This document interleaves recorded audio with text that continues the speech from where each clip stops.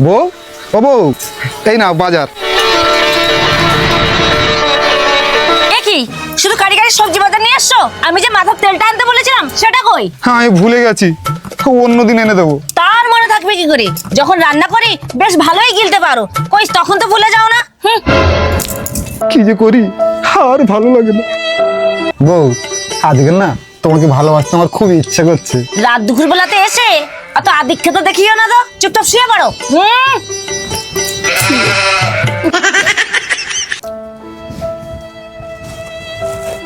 আর ভালো লাগে না এসব,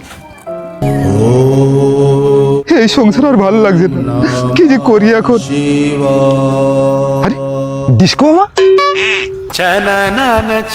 ডিস্কো বাবা, ডিস্কো বাবা, আমাকে বাঁচাও ডিস্কো বাবা।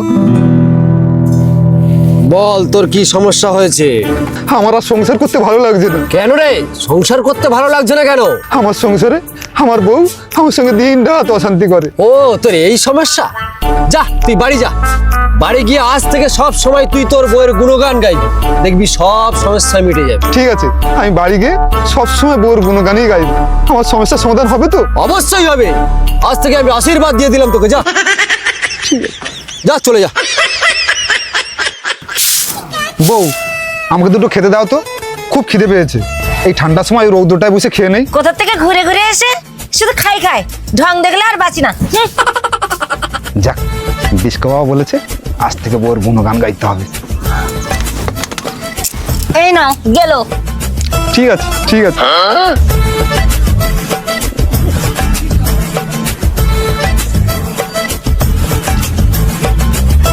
বউ, আজ মাছ তরকারিটা তো খুব সুন্দর হয়েছে। কি বললি হারামজাদা?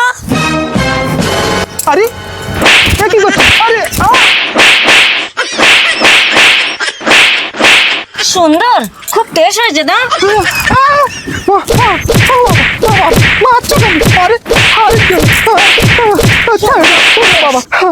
আরে বউ, তুই আমাকে এত মারলে কেন? মারবো নাকি ছেড়ে দেবো? আজ 15 বছর ধরে তোমার সাথে আমি সংসার করছি, আমার হাতের রান্না খেয়ে তুমি কোনোদিন গুণগান গাইলে না। অমনি রোমা বৌদির হাতের রান্না তরকারি খেয়ে তারা তো গুণগান।